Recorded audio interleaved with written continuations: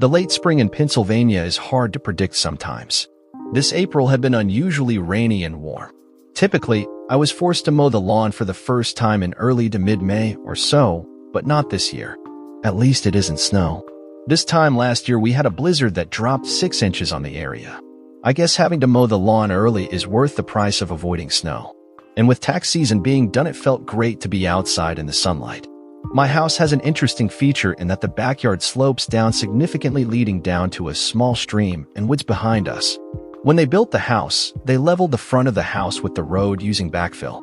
This meant a sharp slope about halfway down the side of the house. So, the basement completely covered in the front was revealed in the back. This allowed the installation of a double-wide service door so I could pull the mower and other lawn things in there instead of cluttering up my garage. It was one of my favorite features of the house. I'd finished with the mower and everything was back in place. I have allergies to grass, so I was anxious to get upstairs and take a shower. I was almost to the top of the stairs when I heard my wife's voice. I'd seen her friend's car when I'd mowed the front, so I wasn't surprised to hear voices. But then I heard what was being said, and it made my hand pause as I reached for the doorknob. I guess I should have started by introducing myself. My name is Robert Crane. I preferred to go by Bob, but in school I got tagged as Hogan after the actor Robert Crane that played the lead on Hogan's Heroes. I didn't mind, but the show was off the air before I was born, and it doesn't really count as a pop culture reference anymore. I graduated from University of Pennsylvania with an accounting degree, still being called Hogan. I gained my CPA in the minimal required time after leaving school and currently work for a large firm in Philadelphia as a team leader performing audits and such. Not the most exciting position, but it paid really well and I got to see the inner workings of a lot of companies. I have a particular gift for forensic analytics, which is building a financial trail to investigate things like fraud and money laundering. I am coming to be seen as an expert and have even been asked to consult with the FBI on 2 cases. My wife, Kelly, was a political science and business dual major planning to get her law degree when we met at the start of our junior year. I was sitting waiting for the first day of class when she walked in. Kelly had a tall, slim figure like a ballerina except with a slightly larger chest. Her long strawberry blonde hair hung loose around her bare shoulders in a vision of loveliness. She was wearing a pretty sundress with sandals that highlighted her delectable legs, sleek and firm. The mixture of innocence and sexuality was too much. I was an instant lust. Unfortunately, Kelly didn't sit next to me or get assigned to me in a group project. It took me 4 weeks to approach her and break the ice. I made a silly joke and she laughed. It wasn't a dainty giggle, it was a full-out laugh. We started talking and I asked her if she wanted to go for coffee after class. "I've been waiting for you to ask for 4 weeks, she answered with a smile. The last 2 years of college we were seldom apart. Our parents weren't too pleased, but we moved in together for senior year. But they saw how devoted we were to one another and soon enough adjusted to it. I couldn't see how it could get any better, but it did. I graduated and immediately landed a job with one of the larger public accounting firms in Philadelphia. I was making a stupid amount of money for a recently graduated 22-year-old. Kelly was accepted into Penn's law school, so we just stayed in our student apartment. My company offered to pay for my MBA, so I was taking classes too. I took SEPTA to work every day, so a car wasn't needed and cut down on expenses. 3 years later, Kelly graduated, and I proposed during her celebration dinner in the middle of Morton's Steakhouse in Rittenhouse Square. 6 months later, we were married. Kelly took a position as a deputy district attorney in the Bucks County Prosecutor's Office, which is north of Philly. We decided to buy a house in Doylestown, which was the county seat and hosted the courthouse. It also was the end of the regional rail line, so I could simply ride the train into work every day. It was an 80-minute commute one way, but better than trying to drive in on the Schuylkill Expressway or I-95. Kelly and her mother found the house. It was a great starter home with 3 bedrooms. One bedroom would be set up as an office with 2 desks. I would be telecommuting occasionally and Kelly needed her own space for her legal work. The other bedroom would be a guest room, and of course the final room was our master bedroom. It was also not too far from her parents' house. Kelly sold me on it as built-in babysitters for when we have kids. I was an only child and always wanted siblings. Kelly and I had discussed kids as far back as our junior year and agreed to wait until Kelly had time to settle into her career before we started trying. But now we'd reached that point and 2 nights ago had agreed to stop Kelly's birth control and start trying to have a child. I was happier than ever before. And that was when what I heard caused my hand to pause on the doorknob. Hogan and I decided that it's time for me to get pregnant, Kelly announced in an excited squeal. This set off her friend, Olivia Watkins. The two women made the same high-pitched noise that made me wonder about whales accidentally beaching off the Jersey Shore trying to reach them. As I stood on the stairs, I grinned at their excitement that matched my own at becoming a father. I was again reaching for the knob when I heard the question that wiped that grin off my face and the happiness right out of me. "That's wonderful, Kel," Olivia said. "But what are you going to do about Paul?" "Paul? Shoo." Kelly hushed her friend. "Hogan is outside mowing the lawn." There was a pause, and I could almost see her looking around for me to pop up. Then she started talking again. "I've already told Paul that I am ending the affair." He was fine with it. With Grossman stepping down from his Senate seat, Paul thinks he has a real shot at it. Getting caught having an affair with a married employee would be a big no-no. Just that simple. 3 sentences destroyed my world.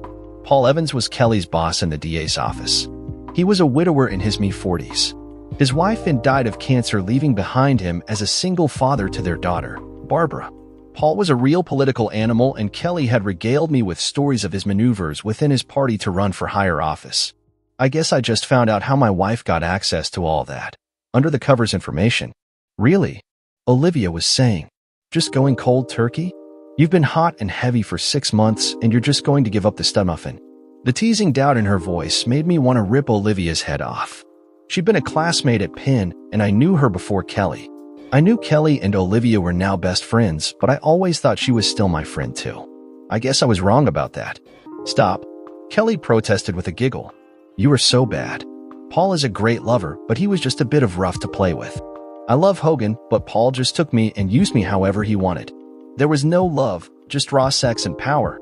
Now that Bob and I are going for a baby, I don't want to take any chances. I love Hogan and will be a good and faithful mother." How many more cliches were we going to have here? I wondered. All I need to do is come home to find a strange car in the driveway and find them having sex in my bed to make it complete. I wanted to run into the room and scream. I wanted to smash up the room, but my muscles were locked in a paralysis.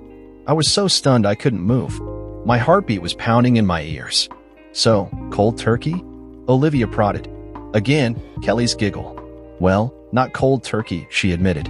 "I have a conference next week with Paul in Pittsburgh. We'll have our goodbye sex out there. I'll miss the sex, but Hogan and the baby are more important." I couldn't take any more, but I didn't know what to do. I love Kelly, but this was killing me. My business training started to kick in then.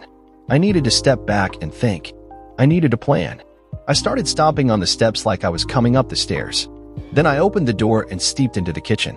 Kelly and Olivia were sitting there with their teacups in front of them. Was that a hint of guilt I saw on Kelly's face? "Honey, are you okay?" she asked in a concerned voice. I realized then that my cheeks were coated in tears. "Allergies," I grunted. "Gonna be a bad spring." "Well, you go upstairs and take a shower. Just drop those clothes outside the bathroom and I'll wash them right away so they're not contaminating your closet. I bought you a new box of Claritin D last week that is in the medicine cabinet." "Thanks," I managed to get out as I make my way towards the stairs. I needed time to think. The next morning was a Monday, and I used the excuse of an early meeting to be up and out of the house before Kelly was out of bed. I'd used my allergies as a reason to go to bed early the night before because my emotions were in an uproar. As I sat on the train, I thought again about what I'd heard. On one hand, my wife was unfaithful but was ending it as purely sexual to stay with me and have my child. Some would argue that I should let it go at that and be happy that my wife was coming back to the marriage planning to be a good wife and mother. However, there is a voice in my head that says if she did it once, what will stop her from doing again in the future? 10 years on with the kids in school, would she have another, just sex, affair? Then a divorce would have kids involved where Kelly would most likely get the kids and I'd get a large alimony and support bill. As an accountant and business analyst, I had to think in terms of risk and reward. I found myself doing the same thing here. It came down to the fact my trust in my wife was completely destroyed. The just sex excuse misses what is the truly important issue in these cases. It is the total lack of respect it shows for the partner. The cheater knows what they are doing is wrong and would hurt the other person. Otherwise, they would be doing it in the open, and I would have known all along. Don't get me wrong.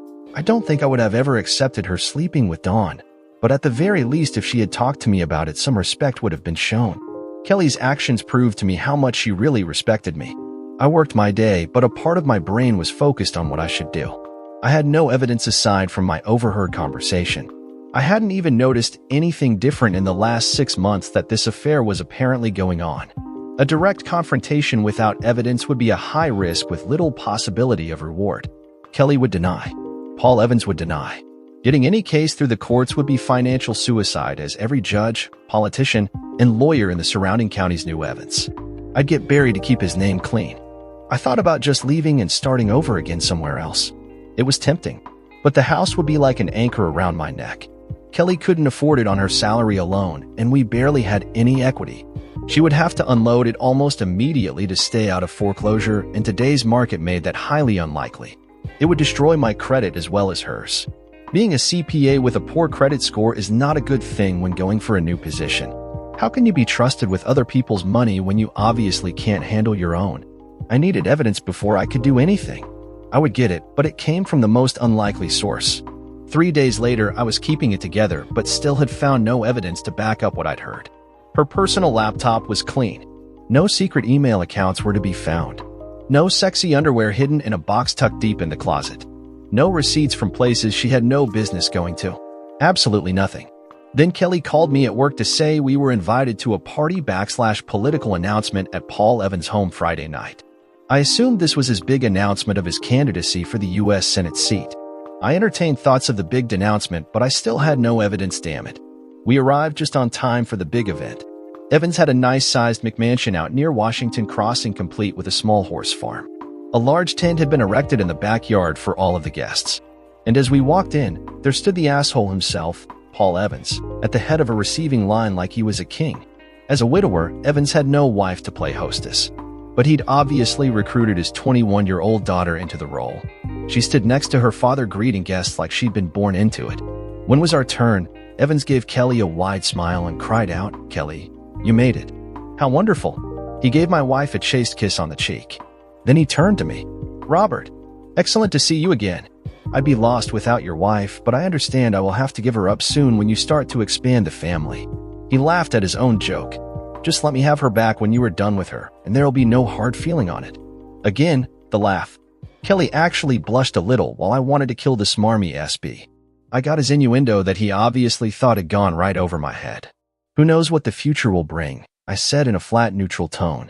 Not hostile, but not in any way friendly. The same way I reported an audit result. Evans actually blanched slightly, and Kelly elbowed me and muttered about being rude.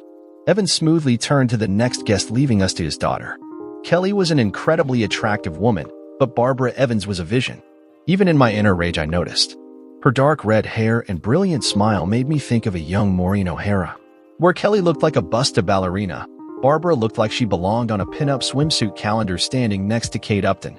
She had the combination good looks, health figure, hair, and skin that photographers dreamed of and so often had to use Photoshop to achieve.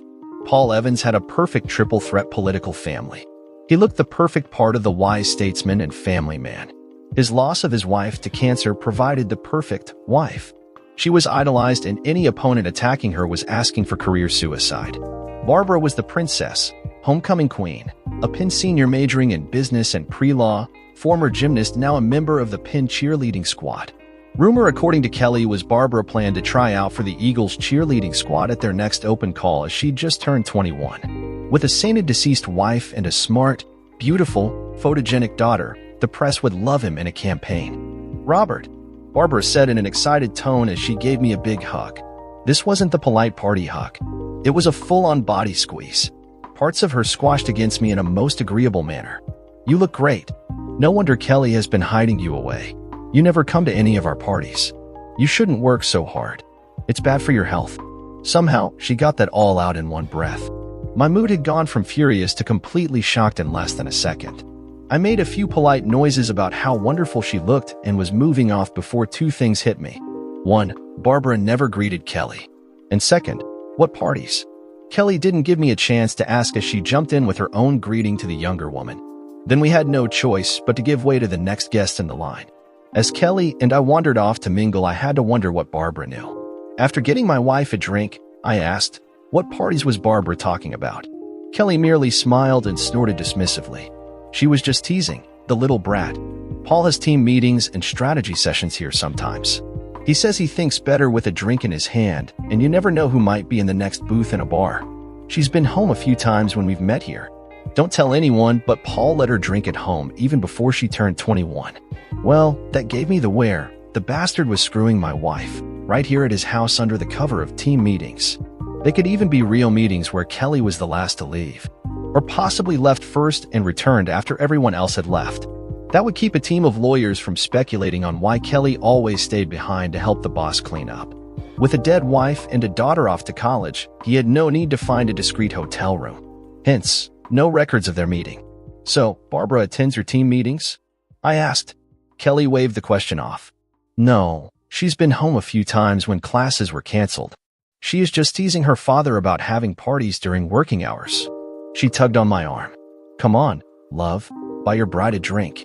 For the next hour, Kelly was never more than a foot away from me. We talked to a number of her coworkers, and a few brought up our plans to have a child and how sorry they would be to lose Kelly for a time, but how excited they were for Kelly and me. Frankly, I found it a bit awkward. Why did all these people know our plans? After an hour, Paul Evans called for everyone's attention. His daughter stood smiling by his side. He started off thanking everyone for coming and then launched into his big campaign announcement. Everyone expected it but acted excited anyway.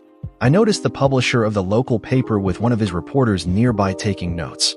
I am sure it will make a big spread in tomorrow's paper. I won't bore you with the rest of the details from the party. It would have been a pleasant time if my heart wasn't shattered with my brain on overdrive thinking how to prove any of it. It was about 90 minutes after the grand announcement that Margaret Williamson, the first assistant district attorney, came by and said Paul wanted to meet with his staff. Where Paul was an elected official, Margaret was the senior person that actually ran the office. DAs could come and go every 4 years, but Margaret was a permanent fixture. A very tough lady, but also highly respected for honesty and integrity in the legal community.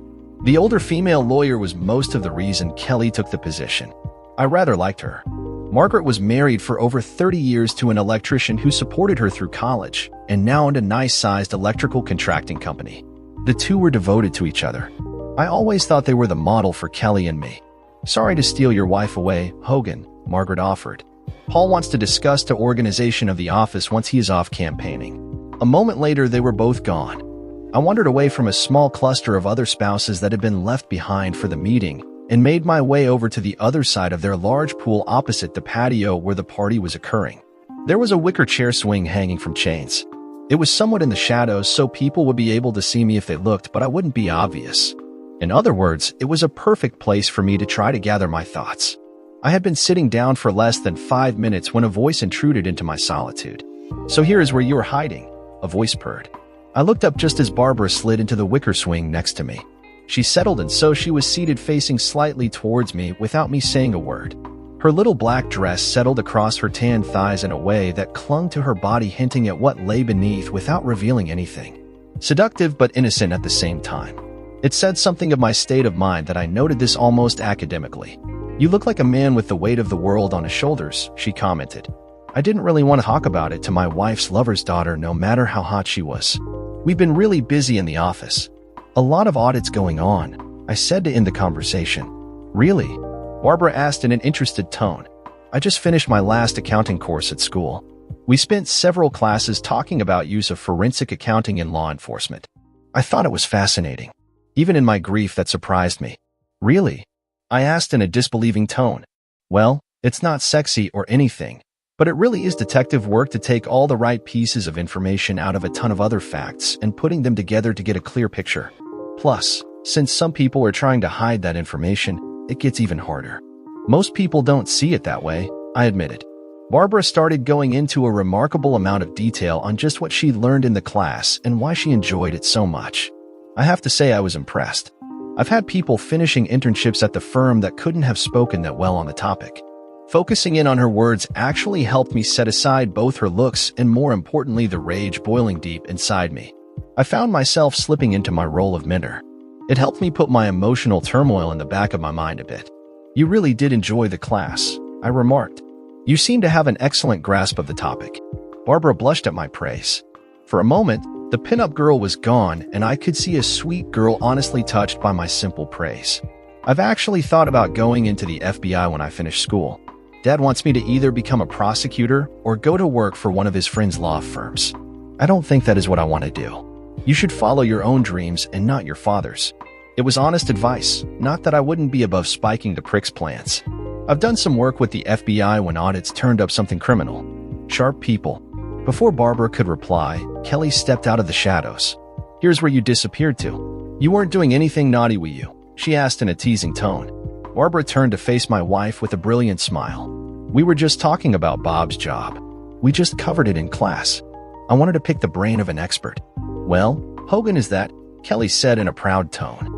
I looked at one of his audit reports where an employee was embezzling money using his boss's login. Hogan caught that some of the transfers happened when the guy was on a business trip, but the logins occurred from the corporate office. Most of us would have stopped when the boss was identified. Hogan kept digging. I could have gotten a conviction on the employee on my first day out of law school. Hogan didn't really leave anything for the DA's office to do on that one. Kelly was beaming at me with pride on her face as she related this little story. That confused the hell out of me. How could she be proud of me and claim to love me while carrying on a 6-month relationship with her goddamn boss? A shadow of my confusion must have crossed my face because Kelly asked, "What's wrong, dear?" "Nothing," I said.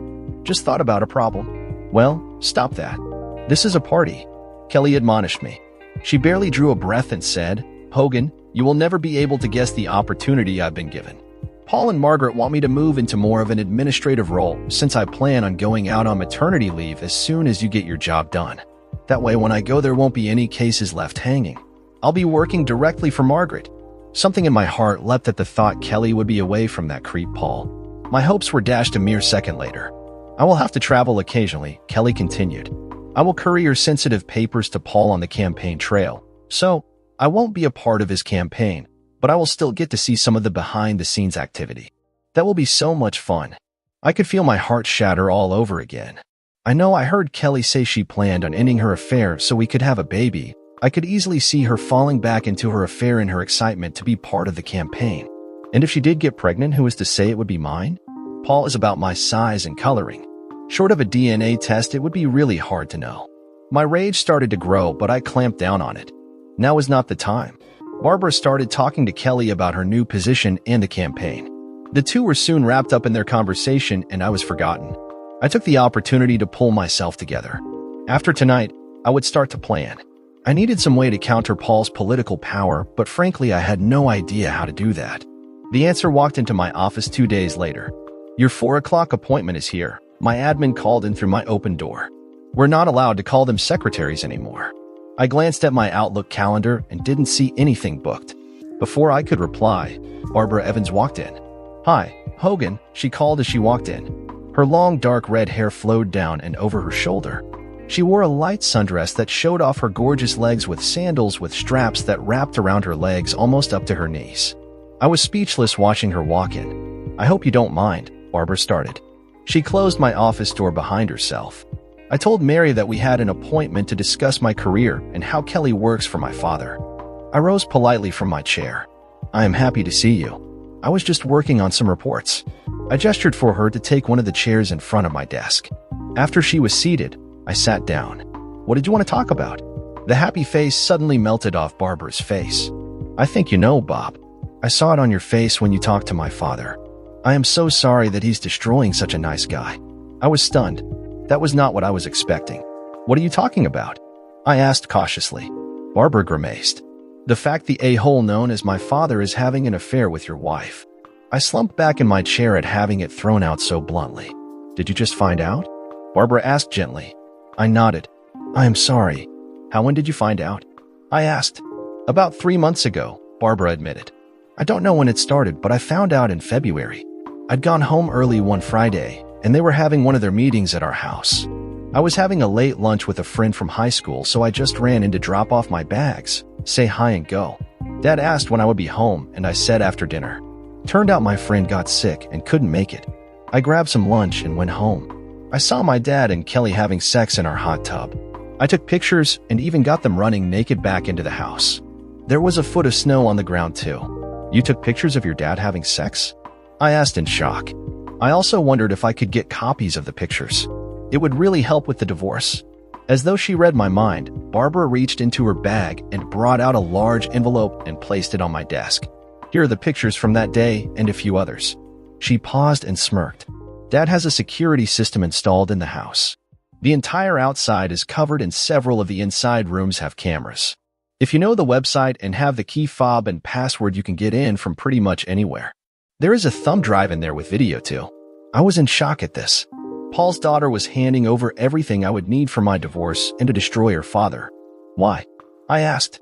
The sad look on Barbara's face was replaced with anger. Because, she said in a quiet voice, I hate that man more than you ever could. I said nothing but waited. After a moment, she started to talk. Dad met Mom when she was a college student. He was a brand new lawyer assigned to a sex crimes unit in Philly. Mom had come over from Ireland for school. Her family was well off but were killed in a bombing in Londonderry. She came over here to get away from the troubles. Her voice had taken on a soft lilt that she'd probably leaned from her mother. Mom was dating some loser that hit her hard enough she ended up in an ER. Kelly paused and placed a small book on my desk. It was fairly thick and decorated in green and lace. I found her journal after she died, and she was something of a submissive. She liked having a strong man take charge. This a-hole took it too far, and she ended up admitted to the hospital. Dad was assigned to the case. They met. The a-hole went to jail, and a year later they were married. Dad was always ambitious. He got a smart, beautiful woman with an exotic accent. Mom got a strong man that would protect her. I came along a few years later. Dad wanted me to do gymnastics. He thought having a daughter performing in the Olympics would do wonders for his political career. Do you know what ends most gymnastics careers? I shook my head and said, never thought about it. Barbara smiled. They call it the 3 Bs, boobs, butts, and boys.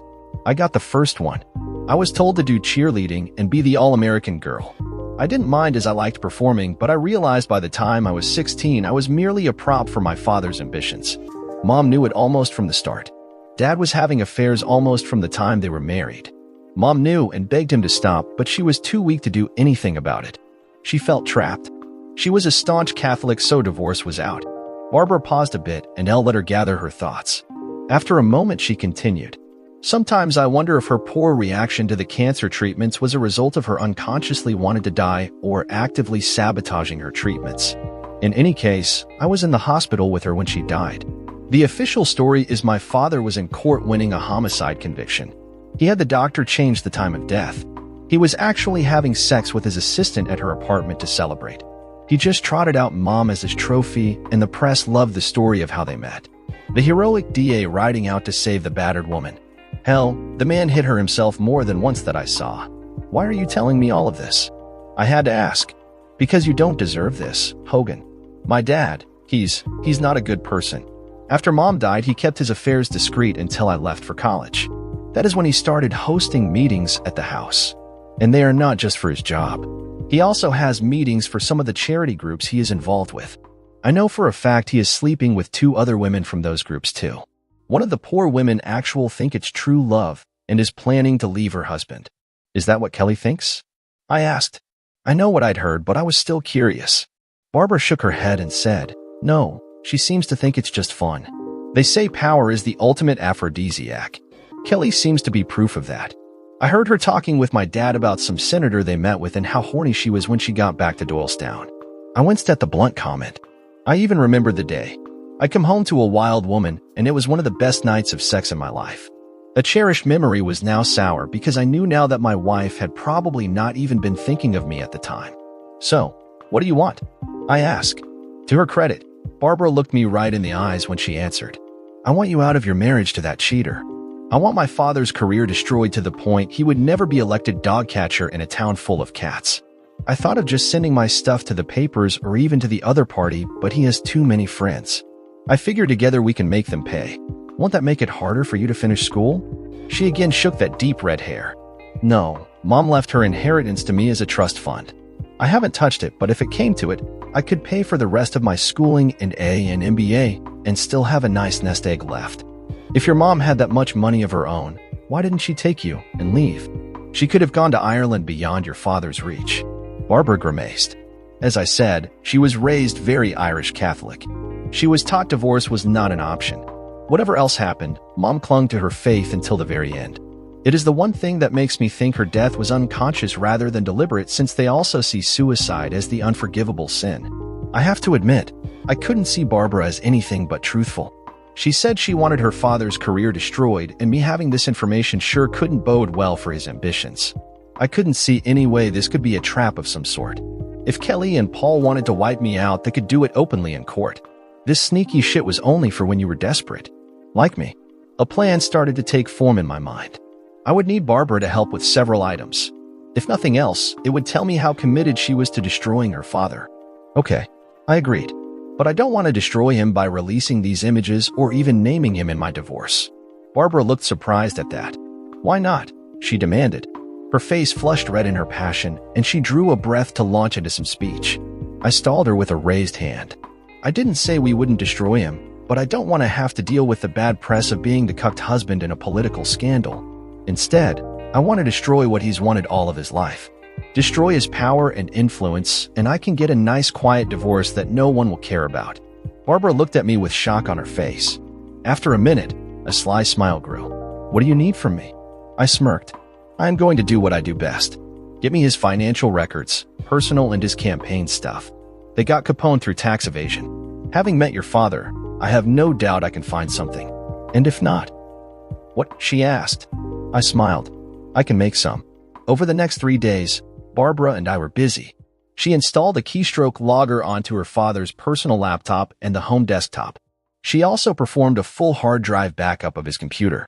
We set up their security system to upload its recordings to a cloud space I knew of that was physically hosted overseas. So nice of the ass to bug his own house. For my part, I didn't bother bugging Kelly's phone. Thanks to Barbara's evidence, I didn't need anything more on that front. I did activate the GPS tracker intended for parents keeping track of children. It mostly just used cell towers for positioning unless I sent the command to activate the GPS. I just didn't want her surprising me at home when I was busy with my work. I faked a groin injury the day after Barbara first came to see me. That gave me an excuse not to have sex with my wife. I never thought I would ever have to come up with an excuse not to have sex with my lovely wife. After hearing of the number of Paul's partners, I didn't want to take any more chances than I unknowingly had. Plus, I don't think I could have done it without my anger breaking out. On a side note, I did make an appointment with a doctor to be tested for STDs. Nothing showed up at first, but some of those bugs, like HIV, can take months before that give a positive result for antibodies. It was a randy, frustrated Kelly that left for her final rendezvous with Paul at the conference in Pittsburgh. Unsurprisingly, she was really excited to go. Leaving her hanging the last few days had her really keyed up. Some guys might have given her the goodbye sex as revenge. My problem was somewhere inside I still loved her. I could never trust her again, but that didn't mean I didn't love her in some parts still. But I also couldn't stand the thought of having sex with her after what I'd learned. Thursday morning came, and Kelly was waiting with her packed bag waiting for Paul and a junior lawyer from their office that was going to the conference with them. I wonder if the young guy knew he was their cover? So, I will be home Sunday afternoon, Kelly said as she walked up behind me after dropping her bag by the front door. I was sitting at the table with my back to her sipping my coffee. She wrapped her arms around me and leaned down so her lips were right next to my ear. Hopefully you're feeling better and we can get started on the little one, she whispered. Her tone to raise a dead man and her smell, it took me back to more innocent days. I wanted to cry right there, but I managed to hold it together. I will keep it iced up so I am all healed up, I assured her. I patted her arm and kissed her forehead. She moaned. I wish I didn't have to go to this. It would be so much better to just stay home with you and be naked all weekend. You can always tell Evans that something more important came up, I said. It just slipped out. And by the way, she looked at me, she'd heard something in my tone. What is your problem with Paul? She asked in a startled voice. First you were rude at the party, and now you sounded like you hate the man.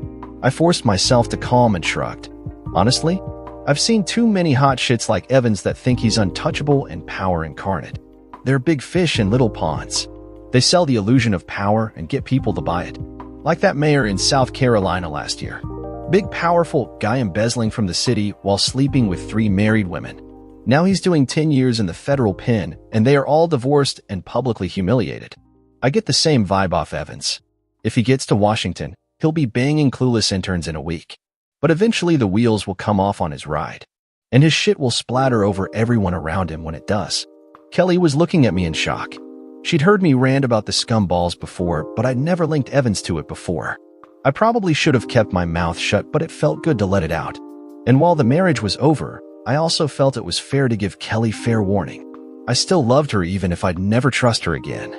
Hogan, that's a horrible thing to say about Paul, Kelly protested. He's a good man who's done a lot for the people of this county. He's not like that. I heard an almost pleading tone in her denial. In timing that couldn't be planned, we heard the sound of a car horn come from outside the house. Paul had arrived. Kelly let out a frustrated sigh. She gave me a little glare that quickly faded into a mixture of regret and what almost looked like fear. I will be home in 4 days, Kelly said in a conciliatory tone. We can talk about this then. But be ready, love, we have a baby to start on. Then she wrapped her arms around me for a passionate kiss. A kiss I returned just as fervently. Have a good week, she breathed out. I love you. I love you too, I responded. She grabbed up her bag and opened the front door. Bye, dear, she called over her shoulder. Goodbye, Kelly, I said. Then I shut the door. 30 minutes later, I left to catch the train to the city. Barbara and I had an appointment with the FBI. Turned out I had no need to manufacture any evidence. I would put Paul Evans' embezzlement skills at moderately clever. Barbara and I met in her off-campus apartment to review the documents she'd pulled off his computer. Fairly standard techniques on the whole. I estimated he had about $2 million stashed in an offshore account. At least that is how much he funneled to it, but I can't be sure it's still there because those records were not included. Most of that money came from a variety of small contributors that would not trigger IRS types, but why were out-of-state people donating to a county DA's campaign? I managed to trace several of them to people with ties to defendants where the case was dismissed or a plea bargain was accepted with unusually light sentences. It was Barbara that found the biggest bombshell. The bombshell found a bombshell. Turns out she was not an only child. Evans knocked up 2 other women along the way. One was born 3 years prior to his wife's death.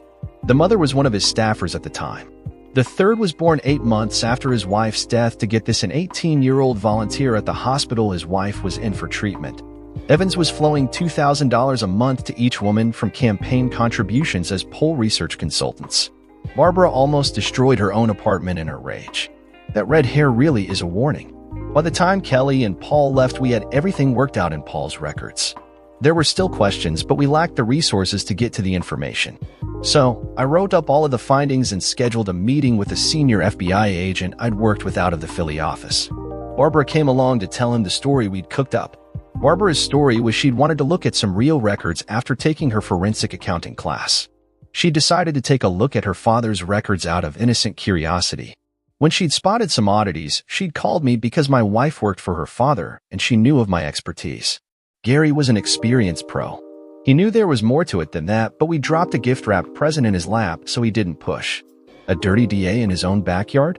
A dirty DA that had just launched a U.S. Senate campaign? It was a career-making case dropping like manna from heaven. We caught a cab back to Barbara's apartment since she had a late afternoon class, and I did the short walk to 30th Street Station for the train ride home. I was thinking of packing up my stuff and being gone when Kelly arrived home. Gary promised to expedite the case to at least subpoena Evans' records by Wednesday. It wouldn't take long for word to get around to the investigation at that point. The creep would find out how illusionary his power is when all the rats deserted his ship. Kelly called me while I was on the train heading home. She said she called early because they were going out to some big dinner, and it would be really late before she got back to her room. I had no doubts that she in fact had no plans to ever be in her room tonight. I made a few vague remarks saying that was fine. She picked up on my distracted tone and asked what the matter was. I just had a meeting with some FBI agents on a case, I answered. I am on the train, plus the investigation is still underway, so I can't talk about it. All of which was perfectly true. Sounds like it really got to you, Kelly said, her tone concerned. Yeah, well, this one is going to be ugly. It will probably make national news when the full story leaks out. Really? Kelly asked, sounding a bit intrigued. Can't you give me a little hint? I couldn't help it. Crooked politician, bribes, money laundering, sex, marital infidelity, kids involved. Your typical summer novel crap. Anyone I know? I grimaced. I've said too much already. The Bureau would have my hide if I say anything else. Oh, you're no fun. Kelly pouted. Don't worry, love, your secret is safe with me. We said our goodbyes and she was gone. When I walked into the house, it all just hit me. My marriage was over. Dating and married. We'd been together for 10 years. I never expected to be single again, but now I was looking at just that. In the end, I just sat on the couch and waited as the sun went down. I just sat watching. I felt like I was watching my life sinking down over the horizon. I just watched. It was many hours after it had gone down before I moved again. It was noon on Saturday before I emerged from my bout of self-pity. I'm not saying I didn't deserve to indulge some, but I knew I needed to shake it off. Ironically, I was mowing the lawn again when I saw a BMW convertible pull into my driveway. I brought the mower to a stop while I watched Barbara emerge. The first thing I saw was her long, pale legs swing out of the driver's side. She was again wearing sandals with the thin cord wrapped halfway up her calf. They always made me think of the ancient Greeks. As she stood, I could see her sculpted legs flex in a way that spoke of strength underneath her firm flesh. Going with the Greek trend, she was wearing a pure white toga-like dress that stopped at mid-thigh, but with 2 inches of lace at the bottom, allowing a few teasing peeks of her upper thighs. The dress was a light, silky material that hugged her curves and tended towards the translucent. Her arms were bare of anything save the light freckles that dotted her skin about her upper arms and shoulders. The dress only went over the one shoulder, leaving the other bare. Her long red hair hung down in waves over those same shoulders. However, it was her gray-green eyes and that smile that captured my attention as she approached me. I killed the engine and greeted her. "Well, you look better than I'd expected," Barbara said. "I half expected to have to pull you out of a bottle or down off a ledge." I snorted. I'd had many thoughts last night towards both options. "Needed to be done," I said. "Plus, it keeps me distracted." "Not meeting with a lawyer?" she asked. I shrugged. "I did that Tuesday before they even left. Papers will be ready Monday. I arranged to take an audit at a customer in Austin and leave Tuesday. Normally travel on this type of assignment is for 3 days, and then I work everything remotely until I do my report out. This one I will be staying there the whole 3 weeks." I shrugged. "It's the coward's way out, I guess, but I don't want to be here when the whole mess melts down." I could see the agreement on Barbara's face. She knew this would put some focus on her too as the idiot's daughter. "Well, I am glad you were thinking ahead," the redhead said. "But I've learned that's something you're good at." There was that smile again. "Now I can plan too." "Okay, so here's my plan," Barbara announced. "I'm going to help you finish up with your work here, and then you are coming to my place. We are going to have fun, and you can even ogle me to your heart's content. I have a bathing suit that you're just gonna love." That last part was said in a voice that would have raised a dead man. I tried to rally. "Barbara, I am still married," I protested. "And I don't think I'll be ready to jump into anything for a while." "You need to let off some steam before you explode," the sexy redhead insisted. "Besides, you know the old saying, what's good for the goose is good for the gander."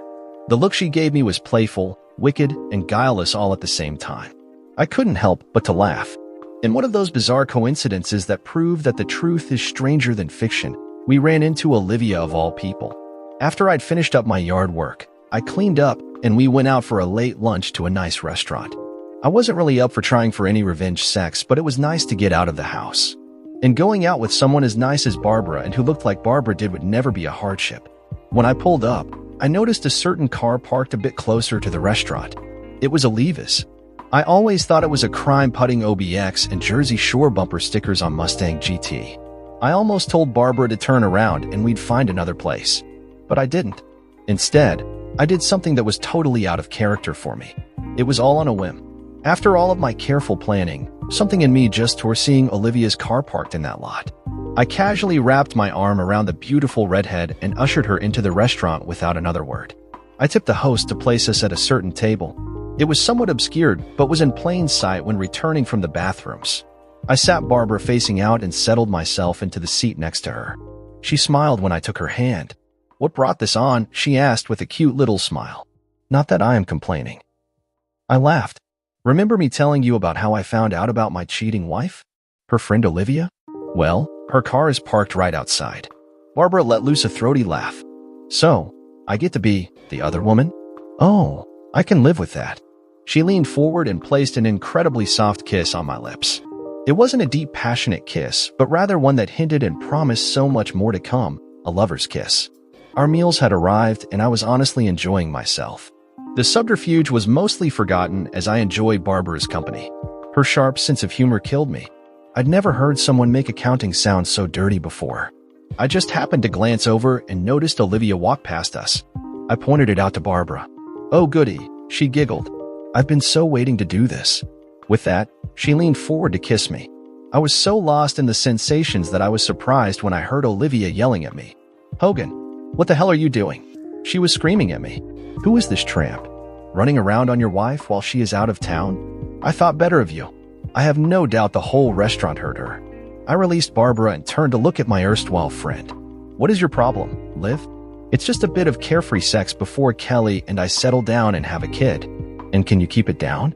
People are trying to eat. Olivia gapped at me like I'd smacked her with a dead fish. What? She started. Oh, come on now, Liv. Kelly is doing the same thing. I'm sure she's off having sex with her boss right now. She has been for months. So, I reckoned it was only fair for me to have the boss's daughter. I think Olivia almost had a heart attack right there. I felt Barbara start to giggle, so I gave her a little squeeze to keep her quiet.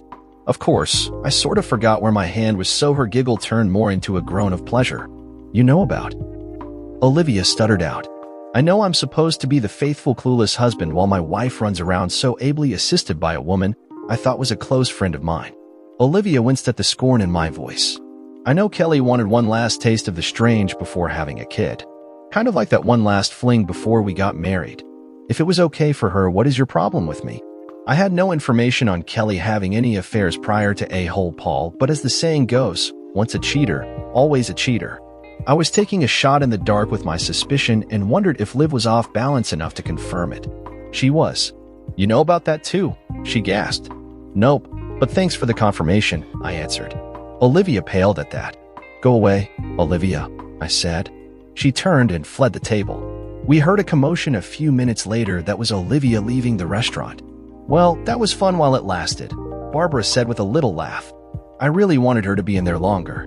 Her smile caused me to blush. You know she is probably on the phone to your wife right now, she added. Probably, I agreed. I give it 5 minutes before my phone goes off. However, it is 5 hours to get home from Pittsburgh if she leaves right now.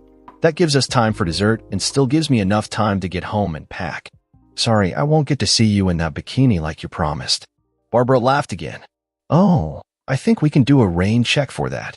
She reached over to grab me by the shirt and pull me closer. You know my semester ends in a week and a half, she murmured into my ear. I've always wanted to see Austin. I'd barely grasped her words when she kissed me again. Yes, well, the shit truly hit the fan. Kelly started calling me 10 minutes after Olivia left the restaurant. I listened to a few of her messages and she was furious for cheating on her. That almost caused me to laugh. After an hour of her messages and texts, I blocked her number. I knew eventually she would just call from another phone, but she was driving back from Pittsburgh, so it wasn't like she could just ask to borrow someone else's on the turnpike. I went home and packed up all of my personal items, not just the stuff for my trip to Austin. I had the time. Within 4 hours of the encounter with Olivia, I was driving away from my house for what was probably the last time. I booked myself into a hotel near the Philly airport after dropping most of my stuff off in a storage locker until I could find a place to live. I talked to Barbara a few times on the phone. She was straying with a friend as her father was leaving furious messages on her phone now. I moved my flight to Austin up a day and was gone Monday morning. Kelly managed to call my phone a few times from other numbers. Now they were tearful rants of how could I do this to her, why would I destroy her career, etc., etc. Apparently, Olivia's initial screaming had gotten a lot of people's attention. Someone then posted a fairly accurate account on their blog and identified Barbara and I as the players. My comment about Kelly screwing Paul was also reported along with the fact they were together in Pittsburgh for the weekend. That caused a big stir in the county political circles and the courthouse. I avoided most of the news out of Philly for the rest of the week. It wasn't until Friday that I got an email that told me what was happening back in Doylestown. Surprisingly, it was from Margaret, the senior manager in the DA's office. The older lawyer apologized for all that had happened. She knew Paul was dating 2 women outside the office but knew nothing of Kelly's involvement. She also applauded my getting revenge by using the law against a lawyer. According to Margaret, it was an eventful week in the Buck DA's office that week. Monday morning, Paul was in the office attempting damage control and denying any improper behavior on his part. It is just my daughter's rebellion under the influence of a cheating husband, was the story he tried to sell. Then on Tuesday, Kelly was served with the divorce papers on the grounds of adultery. The envelope was filled with pictures, DVDs, and a letter from me. Kelly's scream of horror when she read my note brought Margaret and 2 others running into her office. Kelly was slumped in shock in her chair and Margaret spotted the pictures that had fallen out onto the desk. My letter to Kelly told her I never had an affair but hoped she now had some idea of how I felt about her and the asshole. I told her I couldn't be married to someone I couldn't trust, especially now that I knew she'd been unfaithful before. Not much work was completed in the DA's office on Tuesday. Margaret was in Paul's office for a meeting the next day when 4 men in suits suddenly walked in. Paul was yelling at them for interrupting an important meeting when one man informed Paul he was under arrest. She said he was in complete shock when they cuffed him and walked him out of the office. They walked him right out the front door of the courthouse and past the reporters that had somehow been notified. I owed Gary a few beers for that. Margaret closed her email by apologizing for letting their behavior happen in her office. She also said to let her know if I needed anything, as I didn't deserve this kind of thing. I am sure some of her email was damage control, but mostly I think it was Margaret being the moral, professional person I always took her for. Now all my plans for a quiet divorce were shot to hell because of my own stupid, impulsive stunt with Olivia in that restaurant. The Philly news stations quickly got wind of Paul's arrest and the charges against him. As I told Kelly, this had all the makings of a summer novel: sex, betrayal, revenge, and way too much angst. The news media loved it, and it was quickly picked up by the Hungry 24 news services. I avoided the worst as I was out of town and they hadn't managed to track me down since I booked a second hotel room in a place 10 miles from the one listed on my itinerary at work. I had checked in there though, so the reporters camped out around it trying to catch me. I did see on TV that they were camped in front of my house. Kelly wasn't coming out and they only got shots of my in-laws going in and out. Barbara had it the worst as the daughter that turned in her own father. She still had to go to class and take exams, so the media had a fairly easy time finding her the first few days. Then the school forced the reporters off campus as they were disrupting the students. It also helped when the 2 women who bore Paul's children came forward for their 15 minutes of fame.